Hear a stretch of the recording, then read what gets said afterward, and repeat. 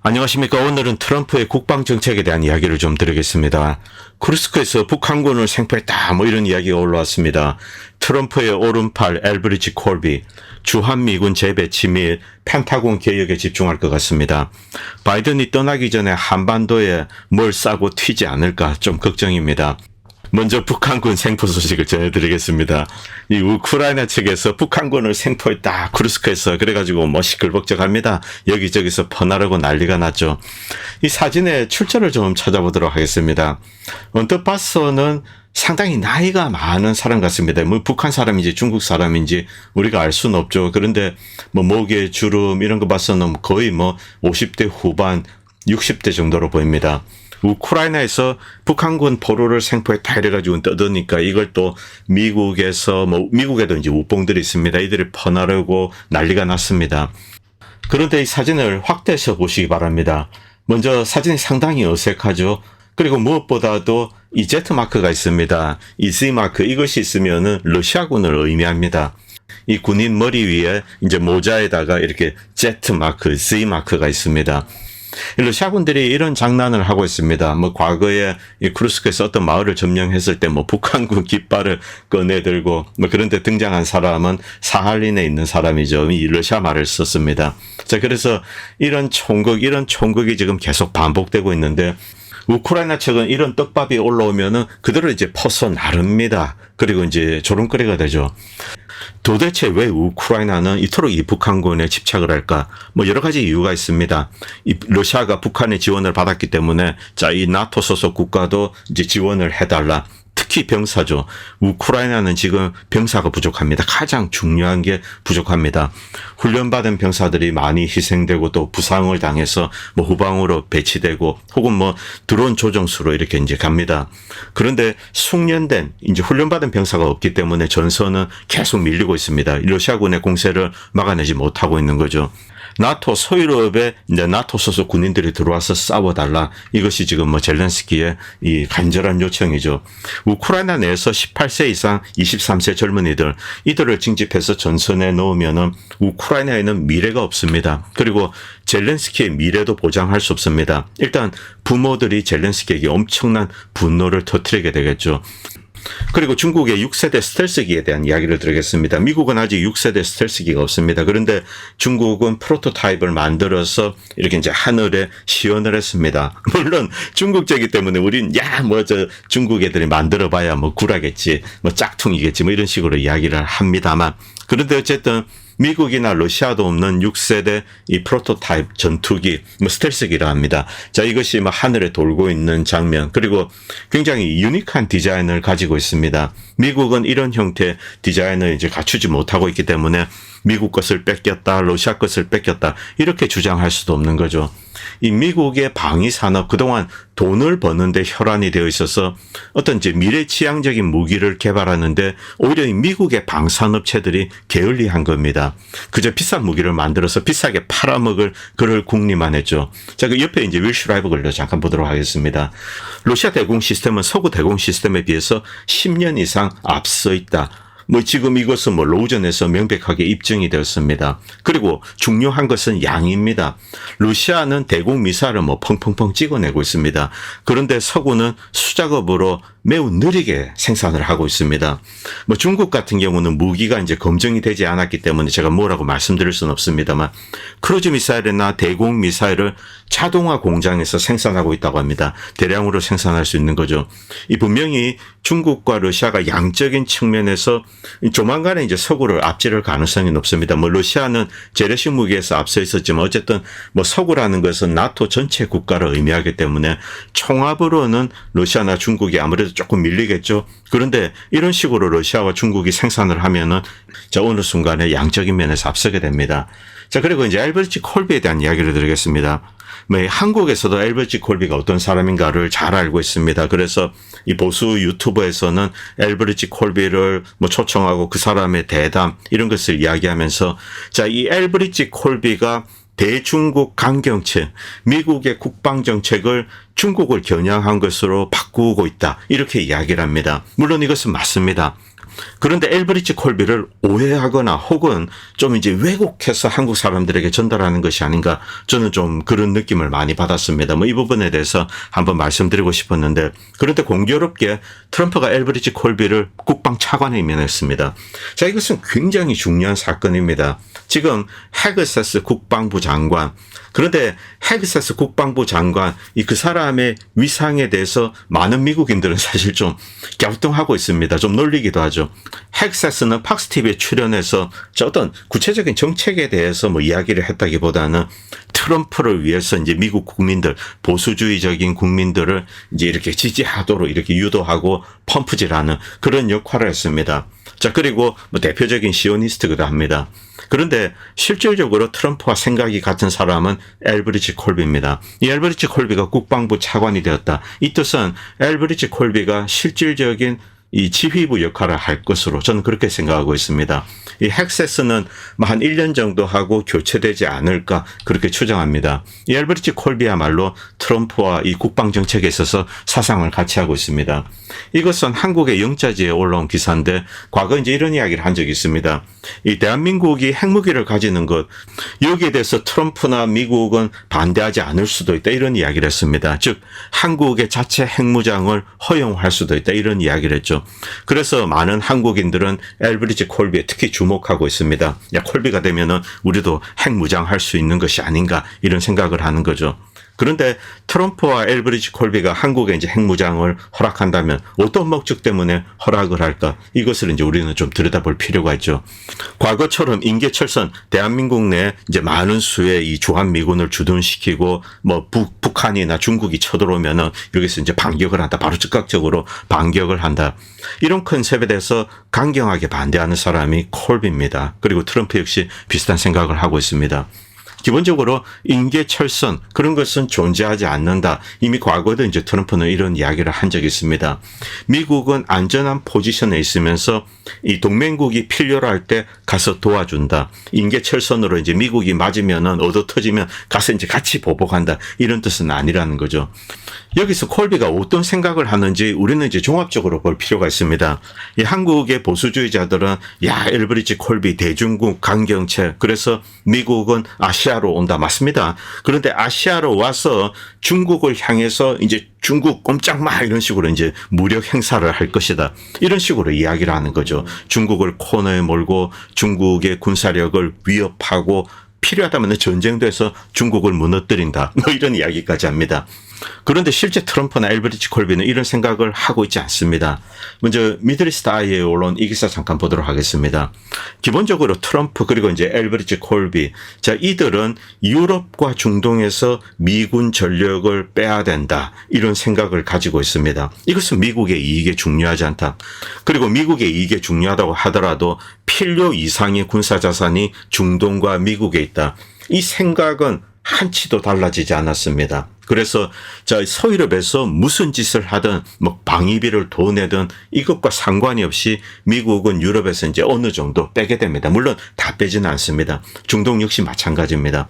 중동에서 불필요하게 미군이 있는 곳, 그리고 여기에 이제 많은 비용이 듭니다. 이런 것은 점점 축소하겠다. 이것이 이제 엘브리지 콜비와 트럼프의 생각입니다. 자, 그리고 코리아 타임즈에 올라온 이 기사도 잠깐 보도록 하겠습니다. 올 7월입니다. 이 콜비는 중국의 위협에 대처하기 위해서 미군 재편이 필요하다고 제안합니다. 이 한국에서는 이 중국 위협에 대처해야 된다. 대중국 강경책, 그리고 콜비는 대중국으로 이제 이렇게 국방부 정책을 전환한다. 여기에다 포인트만 줍니다. 그래서 아시아 쪽으로 와서 강력한 무장을 한국에 할 것이다. 뭐 이런 생각을 합니다만 실제로는 그것과 상당히 거리가 있습니다. 중국 위협에 대처하기 위해서 미군을 재편한다는 것이 무슨 뜻인가? 지금 주한미군 28,500명이 있습니다. 그런데 이 콜비와 트럼프는 이 주한미군은 사실상 인계철선으로 있습니다. 뭐 북한의 공격 이제 사정권 안에 있죠. 그리고 중국의 미사일 사정권 안에 있습니다. 그리고 제대로 방어해내기가 불가능하다는 것을 잘 알고 있죠. 이것을 어떤 방식으로든 합리화해야 되는 겁니다. 너무나 많은 병력이 중국의 사정권 하에 있는 겁니다. 이것은 중국의 어떤 이제 관역이 되는 겁니다. 뭐 인질 역할을 할 수도 있다는 거죠. 그래서 인질이라는 표현을 씁니다. 중국에 더욱 빠르게 대처하기 위해서 적합하게 만들어야 된다. 엘브리지 콜비는 매우 수다스러운 사람입니다. 그래서 뭐 여러분들 유튜브 들어가면은 콜비 인터뷰 치면은 뭐 쫙 나옵니다. 저도 이제 여러 개를 봤는데 특히 이 최근에 굉장히 중요한 인터뷰를 했습니다. 아시아 태평양 지역으로 우선순위를 돌립니다. 아시아 태평양 지역으로 우선순위를 돌리는 것은 미국에 있어서 이 러시아가 뭐 서유럽을 침공한다거나 이럴 가능성은 뭐 제일 가깝습니다. 뭐 지금 러전 보고 러시아가 이기면은 그 다음은 폴란드다 뭐 이런 식의 이야기를 합니다만 현실적으로는 가능하지 않죠. 폴란드를 친다는 것은 나토 전체와 이제 공식적으로 전쟁을 하는 겁니다. 러시아는 분명히 그런 의도를 가지고 있지 않습니다. 이 트럼프는 유럽이 안정되었다라고 보고 있습니다. 그리고 러시아는 당장은 미국을 위협할 수 있는 그런 주적은 아닙니다. 러시아가 군사적으로 강한 나라이긴 하나 미국에 직접적으로 이제 위협을 가할 수 있는 그 정도 이제 국력이 있는 것은 아닙니다. 물론 핵전쟁을 하게 되면은 뭐 전 세계를 공멸시킬 수 있지만 러시아 사람도 뭐 정신이 제대로 바뀌었다면 그런 짓을 하지 않을 겁니다. 미국 역시 마찬가지죠. 이런 합리성이 기초했을 때 유럽은 안정되었다라고 보는 겁니다. 그리고 중동 지역 역시 미국은 어느 정도 이제 그런 식으로 보고 있습니다. 그 안정되었다라는 관점이 바로 이 트럼프 라인이죠. 이란이나 이라크 이쪽 지역은 그냥 이제 미국과 이제 상관이 없는 겁니다. 그리고 시리아에서 뭐 지금 현 사태가 터지긴 했습니다만 트럼프는 기본적으로 시리아에서 미군이 빠져나와야 된다. 거기는 글자 그대로 뭐 똥통이라는 거죠.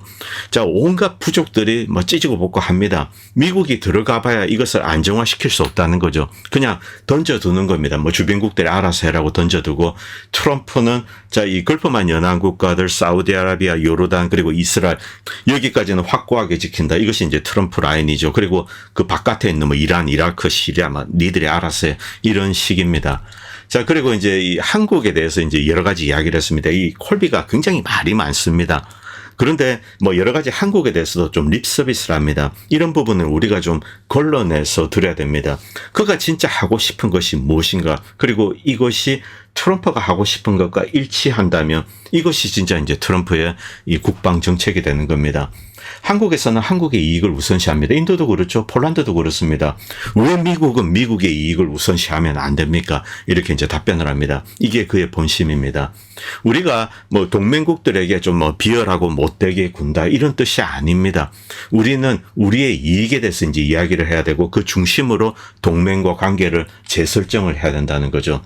그리고 바이든 외교 정책을 비난하면서 정책은 실용적이고 상호 이익이 있어야 된다는 겁니다. 외교 정책은 종교가 돼서는 안 된다는 거죠. 우크라이나전에서 러시아가 이기는 것은 반드시 막아야 된다. 이것은 종교입니다. 뭐 신성 동맹이죠.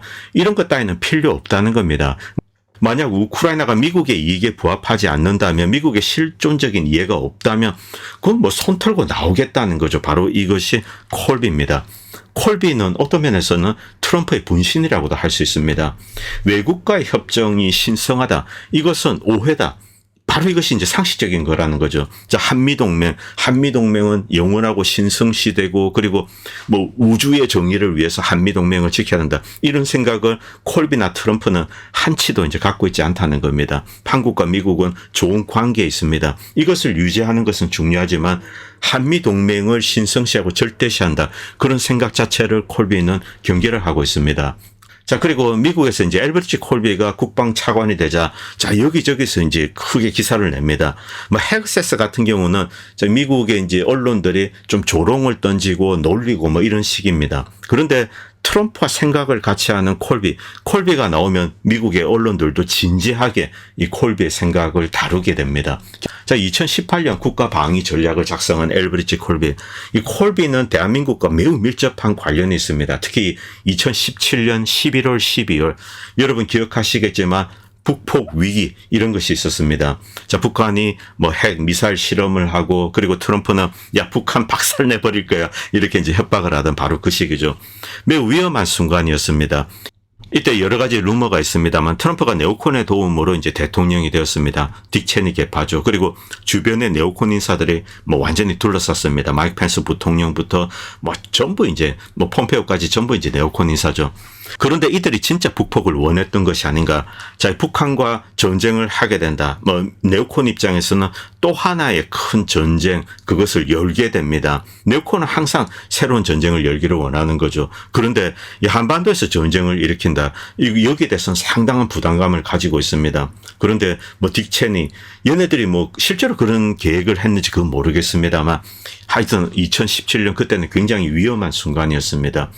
2017년 12월 당시 콜비는 국방부 장관 보좌역이었습니다. 그런데 뭐 트럼프와 이렇게 함께 국방부 장관이면 함께 만나고 늘 이제 셋이 이렇게 모여가지고 이 북한 문제를 어떻게 다룰 것인가 이런 이야기를 했습니다. 이때 콜비는 획기적인 전환을 제안을 합니다. 그리고 그 이후에 이제 뭐 시진핑이 방문하고 어쩌고저쩌고 하면서 결국 뭐 김정은과 대화를 하겠다 이렇게 된 거죠. 그런데 이 비하인드에 바로 엘브리지 콜비가 있습니다. 이 콜비는 매우 실리적이고 자 현실적으로 이제 접근을 하는 겁니다. 뭐 한미 동맹은 이상적이다. 그리고 북한 뭐 공산주의, 우리는 자유주의 진영, 자 공산당을 파괴하자 이런 생각 자체를 이런 이상적인 아이디어와는 매우 거리가 먼 사람입니다. 외국과 군사적으로 얽히는 것, 여기에 대한 회의주의를 콜비와 트럼프는 함께 가지고 있습니다. 그렇기 때문에 미국 내 보수적인 현실주의자들, 도대체 왜 미국이 중동이나 유럽에 가서 싸워야 되느냐? 그거는 우리 이익이랑 아무런 상관이 없어. 그리고 미국의 혈세만 퍼나르고 미국의 젊은이들만 희생되지 않냐. 이런 생각을 많은 이제 트럼프주의자들은 하고 있습니다. 보수적인 현실주의자 이렇게 분류할 수 있습니다. 그러나 반대로 네오콘 세력들 그리고 미국 내 시오니스트 이들은 콜비가 이란에 대해서 너무 온건하다 이렇게 이제 많은 비난을 했습니다. 그런데 콜비는 트럼프 외교 정책이 본능적으로 일치합니다. 물론 트럼프는 대외적으로는 시오니스트 이야기를 합니다. 뭐 이스라엘 최고 뭐 이런 식으로 이야기하지만 그러나 그의 본질적인 생각은 콜비와 이렇게 일치하는 거죠. 그렇기 때문에 미국의 주요 언론들은 콜비에 이제 집중을 하고 있습니다. 그런데 콜비가 이제 최근에 이렇게 유튜브에 뭐 인터뷰 이런 데 나와서 어떤 이야기를 하는가, 여기에 사실은 핵심이 있습니다. 콜비는 매우 현실적인 사람입니다. 미국의 군사력 그리고 미국의 산업 생산력 그 한계를 알고 있는 거죠. 이 콜비가 과거에 이제 이런 이야기를 한 적이 있습니다. 몇 개월 전입니다만. 자, 지금 미국은 과거에 이제 두 군데서 전쟁을 한다. 이럴 능력이 없다는 것이 공식적으로 확인이 되었다. 이렇게 이야기를 합니다. 미국은 오직 큰 전쟁을 딱 한 개만 수행할 수 있다. 이렇게 이야기하는 거죠. 그리고 지금은 만약에 전쟁을 하게 된다면 중국과 해야 되는데 아시아 쪽에 미국의 전력을 집중시켜야 된다. 이런 이야기를 했습니다. 이것은 중국과 바로 전쟁을 하겠다 이런 뜻은 아닙니다. 미군이 너무 스트레치 되어 있어서 제대로 하나의 전쟁도 수행할 수 없다는 거죠. 전쟁 하나를 수행하기 위해서는 한 9개월에서 1년 정도 기간 동안 이 전력, 세계에 퍼져 있는 이 전력을 한 군데로 모아야 됩니다. 그런데 그렇게 하면 이미 전쟁이 끝났다는 거죠. 중국은 이미 대만을 먹고 만약에 이제 한반도를 치게 되면 한국을 뭐 공격할 수도 있고 이렇게 되는 겁니다. 미국이 신속하게 대응할 수 없다. 이런 상태로 있는 것은 미국에게 재앙이 된다. 그리고 바꾸어 이야기하면은 펜타곤을 구조조정하겠다는 겁니다. 트럼프와 콜비의 핵심적인 목표는 펜타곤을 구조조정하는 겁니다. 너무나 많은 국민들의 혈세를 빨아먹고 있다. 그리고 미국의 방위산업체는 이 펜타곤을 비대하게 만들고 그리고 이제 거기에 빨대를 뽑아서 미국 국민들의 세금을 빨아먹고 있다. 이렇게 이야기를 하는 거죠. 이것과 동시에 미국의 전력이 노후화되어 가고 있는 겁니다. 이 군함들 지금 녹슬어 가고 있습니다. 이런 상태로는 누구와도 제대로 이제 전쟁을 수행할 수 없다는 거죠. 과도한 확장, 부적절한 방위 산업 기반, 그리고 이제 이런 것은 뭐 유지보수 문제, 또 배 같은 경우는 이제 승무원의 피로를 증가시키고, 반대로 중국 같은 경우 고성능 미사일 그리고 군함을 두부처럼 이렇게 찍어내고 있습니다. 이런 상태라면 대만을 놓고 전쟁을 할 때 질 가능성이 높다. 이렇게 콜비는 이야기를 하는데, 그런데 헤그셋은 시뮬레이션을 돌려보니 20번 전부 미국이 패한다 이렇게 나옵니다. 대만을 두고 전쟁을 했을 경우. 지금 당장 뭐 누구와 전쟁을 하겠다 이런 생각을 가지고 있지 않습니다. 오히려 전쟁을 피해야 된다는 그런 주의죠. 직접 전쟁을 해서 미국의 이제 재정을 악화시키는 것, 여기에 대해서 이제 반대를 하고 있습니다. 그렇기 때문에 이제 유럽 동맹국의 국방비 지출, 한국, 일본, 대만 국방비 지출 이런 것을 강요를 하는 거죠. 물론 핵 관련된 문제에 있어서 미국은 좀 사실은 시급합니다. 자, 지금 러시아는 핵 전력을 현대화했습니다. 러시아가 지금 핵 현대화에 있어서는 가장 선두로 달리고 있습니다. 그리고 중국은 많은 핵탄두를 지금 만들어내고 있고, 그리고 이제 고성능 미사일을 만들고 있죠. 그런데 미국의 핵 전력은 노후화되었습니다. 그런데 미국의 이제 핵자산은 노후화되었습니다. 이것을 현대화하는 것 시급한 문제죠. 그리고 뭐 트럼프가 이제 만약에 유럽에서 군대를 뺀다고 하더라도 러시아 핵 전력 때문에 유럽 해역에 이제 핵 잠수함을 갖다 두고 배치를 해야 되고 이런 것은 해야 됩니다. 그런데 재래식 전력과 관련된 거 뭐 일반적으로 전투기를 띄워서 이 순찰을 한다거나 이런 것은 유럽이 이제 알아서 해라는 겁니다. 콜비나 트럼프는 미국이 직접 전쟁으로 끌려 들어가는 것, 여기에 대해서 이제 강하게 반대하고, 자, 배후 지원국으로 이렇게 하겠다는 거죠. 누구도 이제 아직까지는 미국을 침공할 수 없습니다. 그래서 미국의 국방 전력의 내실을 다지고 효율화하고 일단 슬림다운 하는 거죠. 미국의 혈세가 새는 것, 이것을 막고, 그리고 필요한 첨단 자산 이런 데 투자를 하고 효율화하고, 그리고 외국에 있으면 전쟁이 터지면은 미국이 직접 하는 것이 아니라 뭐 중국과 전쟁을 하게 됐다. 이때 한국이나 일본군을 이용해서 이제 중국과 싸우게 하고, 그다음은 미국은 배후 지원만 하는 것, 이런 방식으로 이제 바뀐다는 겁니다. 만약에 러시아와 전쟁을 하게 되다 하더라도 독일과 프랑스군이 러시아군과 싸우고, 그다음 미국은 배후 지원하고 이런 형태로 바꾸겠다는 거죠. 적은 비용으로 효율적으로 동맹을 지원하겠다. 이런 이제 컨셉을 가지고 있습니다. 엘브리치 콜비는 매우 현실적인 사람입니다. 중국이 대만을 침공한다. 이 경우 대만이 중국 손에 넘어갈 가능성이 뭐 거의 90% 이상이죠. 미국은 여기에 이제 제대로 대응할 수 없습니다. 피할 수밖에 없죠. 중국 바로 옆에서 해전을 하는 겁니다. 만약 미국 옆에서 중국 해군과 싸우게 된다. 이때는 뭐 20번 하면 20번 다 미국이 이기게 되는 거죠. 원정 해전을 했을 경우 중국이 압도적으로 유리한 위치에 있습니다. 뭐 그런 현실적인 이야기를 했을 뿐입니다. 그런데 어쨌든 미국이 단독으로 뭐 대만을 구해낸다거나 이것이 불가능하다는 거, 이것도 알고 있죠. 그 경우 TSMC를 중국의 손에 넘어가게 해서는 안 된다. 이 뜻은 TSMC를 뭐 부셔야 된다. 이런 의미도 이제 가지고 있는 거죠. 자, 그리고 지금 미국의 방향, 이것은 트럼프 최근의 발언에 잘 나와 있습니다. 일단 캐나다 보고 야, 너 저 미국 51번째 주회 이런 이야기를 했습니다.